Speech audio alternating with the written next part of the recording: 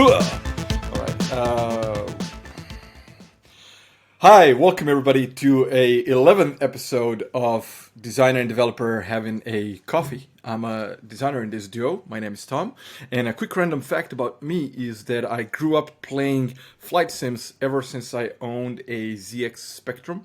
And that was not a very good flight sim. It was just a line dividing the blue and green fields that pretended to be a horizon. It was a bunch of instruments. But ever since then, it kind of got better. And I'm very proficient actually at flying. And I hope that by the time I reach 40, I might do a pilot's license. So fingers crossed. Maybe I should start a donation thing for my pilot's license. You and Bruce Dickinson. On the other hand, hello everybody, I'm Mario and I'm the developer in this duo. And a random fact about me is that I have an aching a sore muscle behind my shoulder blade, and it's actually aching every time I move my arm or anything like that. So if you hear any inappropriate grunting or moaning, do note that it's not meant to be inappropriate. I am actually in pain.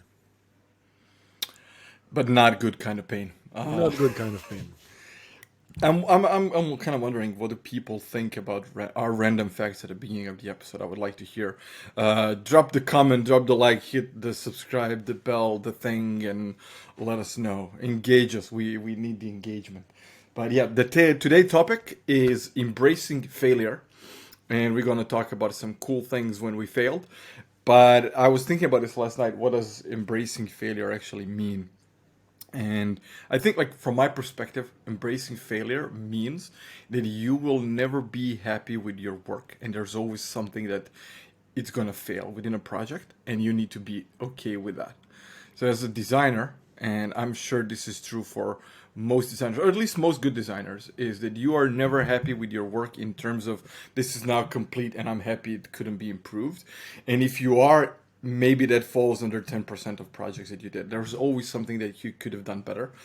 And especially when you look back at your portfolio from last year or 5 years ago or 15 fucking years ago, and then you see, man, how bad I actually was in doing this.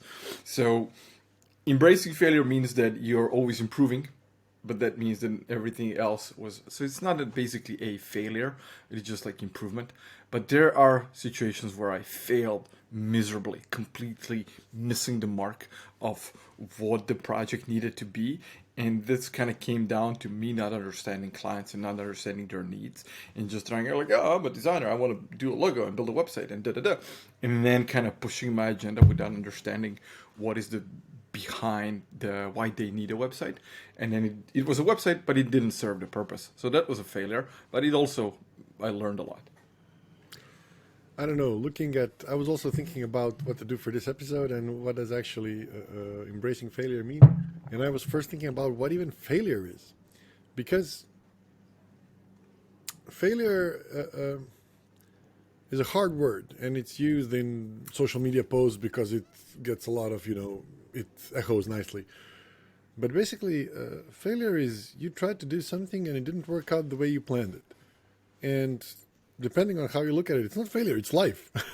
I mean, you always try to do something and very, very, very rarely it turns out exactly how you want it to be. And it's sometimes due to external factors, that's true. Oftentimes it is because of I'm going to call them mistakes, even though that's probably unfair. But it's because you could have done something better or something different and things like that.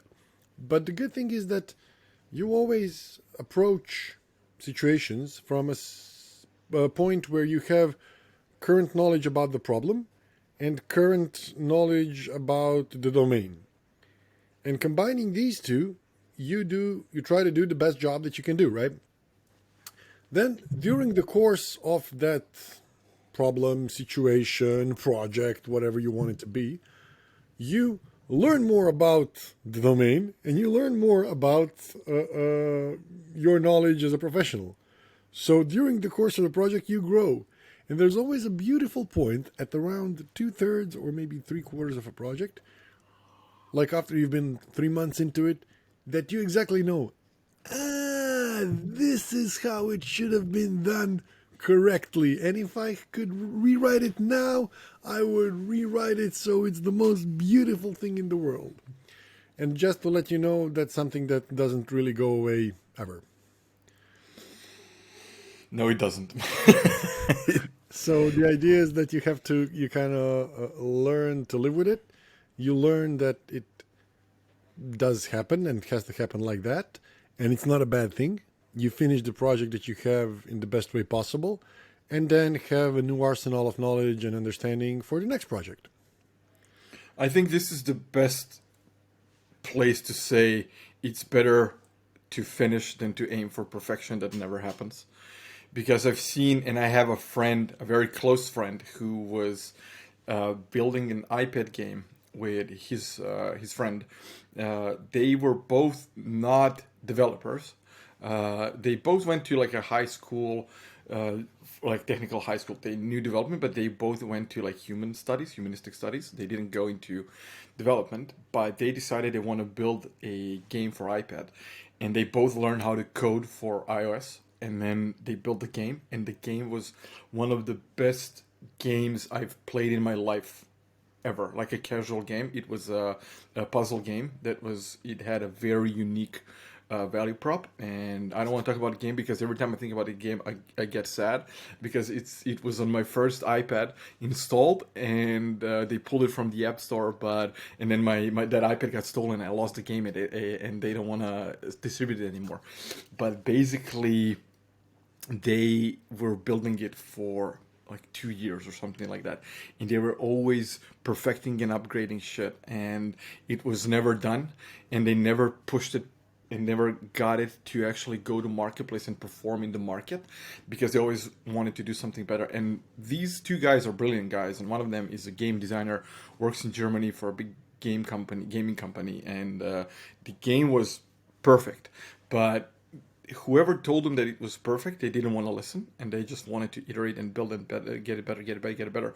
And there are always things that you can do, but unfortunately, in the process of them building this game, they became uh, kind of frustrated with each other, frustrated with the project, frustrated with the process, with everything.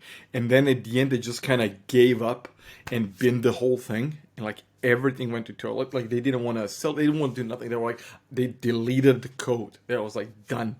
And that is the best example of failure that I can think about. That is not my own. I don't want to talk about my best examples of failures. I have a lot of those. That would be like 10 episodes on its own. But like that's, I've read somewhere, and I know that's a platitude, but uh, failure is when you give up. This is when you kind of accept failure. But and it's kind of, it's rocky, and like keep getting up, keep getting out there, keep doing. But when you give up, then it's when you say, okay, I failed, and then you stop, and then you do something else. So if you're the type of person that's been doing something for a couple of years and then gives up, then you actually failed. So until you do that, there's no failure, there's only learning. And I watched a video years ago, and I'm going to share it. I'm going to post it in the description, but I have to, it just comes with a little bit of warning. It's a very heavy video of I use a quote on all of my website and in my email. It says experience is what you get when you don't get what you wanted. And it's from a professor called Randy Pausch, who was diagnosed with cancer, and he had like 10 days to live or something like that. Like he was, it was rapidly growing. The doctors told him, get your affairs in order, you don't have much time to live. And then he did his last lecture, and the video is called The Last Lecture, where he talks about life and life lessons and so on. And he talks about failure, among other things. So I'm going to share that as well. I think it's a really, really great watch, but it's transformational, motivational, but fucking depressing. I was just about to say, great optimism for a Tuesday. Woohoo! Now everybody's Tuesday is much better. Other than that, regarding the failure, trying to get us back on more optimistic paths after Tom kind of bummed us down. Uh, so there is a sentence that I heard and it's being shared on social media a lot, and it's a really cute quote saying successful people are the ones that have failed more than people who are unsuccessful. which is technically true because you get to learn from your failures. And in theory, after a few failures, if you are learning, then you won't make the same mistakes again. And in theory, a lot of people are going to tell you that a fool learns on their own mistakes and a smart person learns on other people's mistakes. I have just one comment to say on that, and that's yeah, right. I mean, there are things that you can read in books and there are things that you can learn from books, but there are failures that you have to make and learn from them on your own skin. Like when you start, if you decide to start your career in solopreneurship, being a freelancer, being an entrepreneur, whatever, you're going to read in a lot of books. You're going to listen in a lot of podcasts. Don't undersell yourself. You know what you're going to do on your first project? Guess what? Guess what? You're going to undersell yourself like 4 times. You're going to go 4 times below the price that you should. And then you're going to do the project, you're going to complete it, and then you're going to figure out, wow, somebody else would have charged for this 4 times extra, and things like that. So these are things that no matter how many books, podcasts, movies, videos, lectures are written, done, spoken, there are some of the things that you have to learn on your own skin. And if somebody has managed to learn for this particular lesson, for example, from a book, please call me, prove me wrong. You're gonna be my idol. I'm gonna worship you. There are people who learn by reading books, and to be honest, I envy them. I'm not one of those people, and I always learn by doing stuff. There are situations where you can read something in the book, then you find yourself in a situation, you try it out, and then you get a light bulb moment, like, oh yeah, that actually, yeah, that shit works. Uh, but if somebody, so I have a friend who wrote a book on pricing. Literally, he wrote a book, and he will tell me stuff to try out, and then I have to try them out on my own, and then I will get experience. But a couple of times in my life with him, particularly in one situation where I was pricing my services and he told me you need to charge for this 4 times more. And it felt so against everything, like every instinct was telling me that he was wrong. But I also know that he's the professional in his field, he's the authority, and he's my friend, and I trust him. So I kind of went against my instincts and did what he told me. And then the offer got accepted. I was like, oh shit, I just quadrupled my price. And they didn't even blink. So I told him they didn't blink. And he was like, yeah, you're still underselling yourself. So a lot of people say like trust your gut instincts. And yeah, trust your gut instincts about things you want to do with your life. But I would say if you're in the business and you're doing things for the first time and you don't know, try trusting people who have done this before, especially if they are your friends and then they have your best interest in mind. Try trusting them because you're gonna skip a couple of chapters, and this is great because I did if like people, you know, when people say like what would you do differently if you can go 10 years back or 20 years back or whatever. And I like to say like, oh, nothing. I love my life. Every decision I made was great. Blah blah blah. And I wouldn't change a lot, but if I could sit down with 20-year-old self, slap him a little bit, and tell him, please listen to people when they're trying to help you, because so many people try to help me along the way, and I just didn't, and then I failed. And then I learned a lesson. And if I could avoid a couple of hard lessons, but if I could avoid a couple of failures by listening to what people have to say that wanted to help me, that would be better.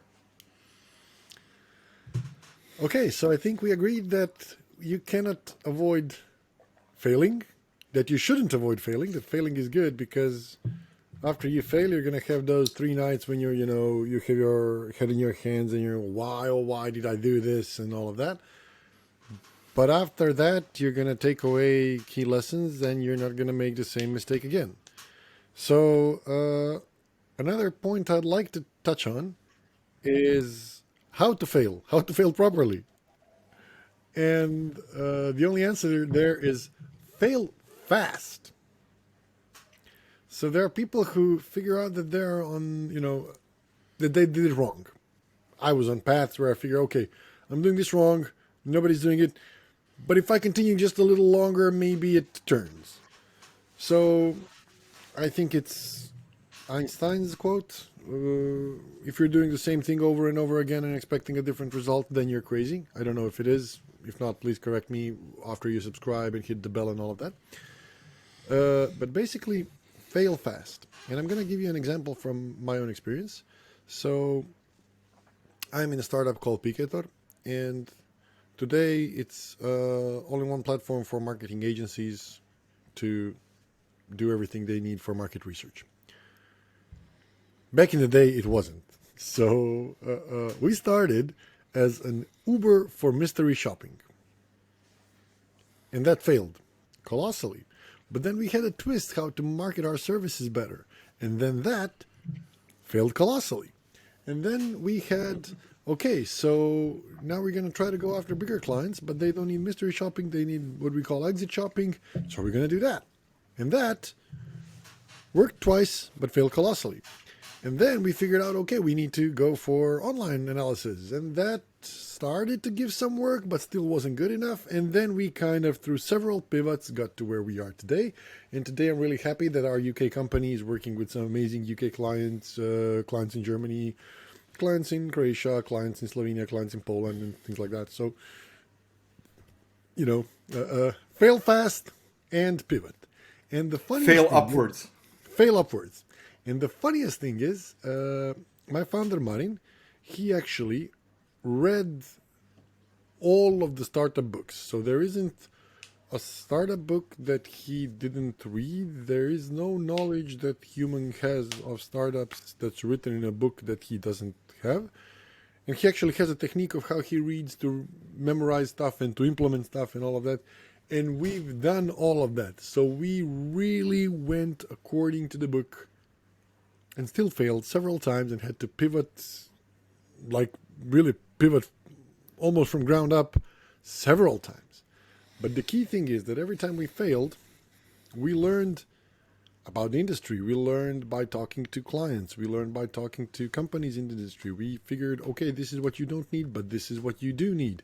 We understood that the path we were going is a path to failure. We said, okay, we accept this as a failure. We're switching to a different thing. And then we went building on top of that. And after a few of those, I'm going to call them failures. You can call them wrong paths. You can call them pivots, whatever you want to call them. But after a few of those, we figured out, okay, now we understand. We understand where we went wrong. And now we understand where we're going right and why we are going right. And now we have a great basis to build a great company. And that is currently what we're doing. So if anybody needs a tool for a market research company, please shout out. There's a link in description of every episode to people. Yes. So that's kind of when I'm thinking from a perspective of I've been doing stand-up comedy for years now and almost 2 decades, and thinking back on failing fast. Whoever started doing stand-up comedy, you were never good in the beginning. Nobody started as a great stand-up comedian. No one ever in the history of stand-up comedy ever started to be a good stand-up comedian. So when you look from that perspective, you fail a lot, you fail constantly, and failure in stand-up comedy, or as it's called, bombing, and you have to bomb a lot to become a good stand-up comedian, because when you bomb, you learn what doesn't work, and then you try to iterate on your jokes and your performance and get it better and better and better. And I do this when I do like public speaking coaching, when I work with clients. If I did this a couple of times, it would always great results with it. I would take someone from the audience or from the group, and who usually the person who identifies themselves as the most shy person to talk in front of people. Like whoever is scared of standing in front of people and talking, I would take that person, bring them on stage with me or in front of people, wherever we are, stand them next to me. They don't have to say anything. They're just like, you look at the crowd and I'm going to be talking. And then I share one of my most embarrassing stories in my life, which is the worst type of bombing that you can do in stand-up career, in whatever. Like it was a public shaming where I was on stage, perform in front of like 1,000 people. Back then, I just started doing comedy. I was doing it for maybe a year, not even that much. and I was a winner of like an open mic contest, and then invited to this like charity event on as one of the performers. It was a variety show of dancers and singers and da da da. And one of the there was like stand up comedy, like a professional stand up comedy, and then there was like this open mic spot winner that was me. And I got on stage. I had 5 minutes, told my first joke, which was joke about necrophilia, and nobody laughed. Like it was nothing. Like complete dead silence. My friend in the first row was like, oh, he was just like dying of shame and cringe. And then I said another joke, and again, dead silence. Imagine a room of 1,000 people, like a concert venue, silent, completely silent. And then I said another couple of more jokes, nothing. I said thank you, went backstage and died inside a little bit. But that's not the embarrassing part. The embarrassing part is that there was because it was a charity event, that was a bidding war for every performer. People were paying to take performance. You buy a performer, and then the performer will take you out for dinner, whatever. The money goes to charity, blah, blah, blah. So I was one of the people the audience was bidding for. And I got on stage with everybody else, went to me. I was like, okay, performer number 6, our comedian guy, whatever. And then I'm going to translate this into US dollars because it's going to be easier. So the guy started with, okay, do I hear $100? Like nothing. They started all the bids around $100 or €100. And then, okay, do I hear 50? Nothing. Okay, how about 20? Nothing. 10. Do I hear $10? Will somebody? Nothing. Okay, how about 5? Will somebody? And then there you can one person in the audience like, yeah, I'm gonna. Okay, if I get 5. And then the person in the audience had a mic, came to the person like, okay, you bought them for 5, like, and then it was my mom, and my mom said, yeah, I'm gonna for this $5, I'm gonna make him clean his room. And that was the embarrassing part. That was the embarrassing part. Not bombing with my joke. That one. When then everybody laughed, and suddenly it was ha ha ha. It was funny. You see, even you laughed. It was and it was funny.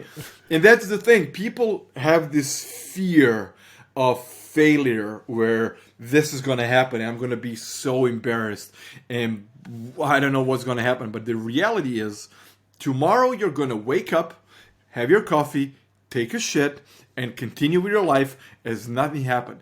And I tell this story with a person standing next to me, and then I asked him, did anything change? Do people think less of me? Did anything bad happen? It didn't. And nobody, I'm sure, out of those 1,000 people all those years ago remembers what's my name, how I look like, or what even happened. Maybe one person has a funny story. But even if you're telling a funny story of somebody who is cringe, like, is it really a good story? No, it isn't. So who gives a shit? That's also true. I love failing on public stage. I managed to play a concert, and then I didn't bring a spare snare drum, and then I managed to pop my original snare drum skin in like the second song, and we needed to do like 10. So, so the rest of the show was pretty improvised, and I was playing music where like rock, ska, stuff like that, where snare is on every other beat. Every other beat. Every other beat. There's no way around it. There's apparently a way through it if you punch a hole in it, but yeah. And then people were, in the beginning, as it was a demo show for young bands, a lot of the people in the room were musicians. So everybody noticed what happened, and everybody was kind of, where's the drum? Like, what's going on? And later on, everybody made fun of me, but it's a situation where A, it happened, B, it's human that it happens, C, you can't do anything about it at that point. Let's try to get the maximum out, and then, but from that moment on, for every concert I go to, I have a spare snare drum in my bag. Why? Because you need to have a spare snare drum in your bag. So if anybody out there of the drummers is listening, there are a few things that you want to remember. Have a spare snare drum. Have a spare bass drum, what's the word? Skin. have a spare bass drum pedal, have a drum tuning key, have 10 pairs of sticks because you want to, and all of those nice things. So some people learn it in a book, some people learn it in a podcast. I didn't. I learned it the hard way. And nothing bad happened. And I'm 100% sure there are no people going around. And, oh, there was this drummer that he popped his snare. Like, who cares? It doesn't matter. Pretty much. Pretty much. But yeah. Anyway, since we said we're going to keep this one short, how about we wrap it up with a couple of bad jokes? We can wrap And it up with a couple of bad jokes, but before that, let's wrap it up with like a recap of what did we learn? failure. Yeah. What did we how learn? Did we, Okay, how did we okay. fail in this episode, and what are we going to learn from it? Okay, so recap of failure, I would say, is fail quickly, fail often, fail forward. Very nice. And don't take it to heart. We've all failed. And we are That's all a going good to one. keep failing. Don't take it to heart. Failure is just the next step towards wherever you're going. And if you make many small failures, that means that you are making many small steps forward. Providing that you learn from One those. that's one guy that I work with. He told me that I was a Teflon for compliments and Velcro for criticism, and that I need to switch that around. And he was true. He was correct. So I did. So basically, you have to be Teflon for failure. Doesn't matter. Just learn, keep going. Nothing's gonna happen, and be Velcro for when somebody gives you good advice, and listen to that and keep that and then try it out. But failure is gonna happen. There's no avoiding failure. So who cares? And yeah. Woohoo! Better We're joke so for the smart. end. We're so smart. Better joke for the end. I was for this long weekend. I was at friends. He was watching Masters golf, Masters tournament, and so I have a golfing joke. It's why did a golfer change his pants? Because he has hole in one.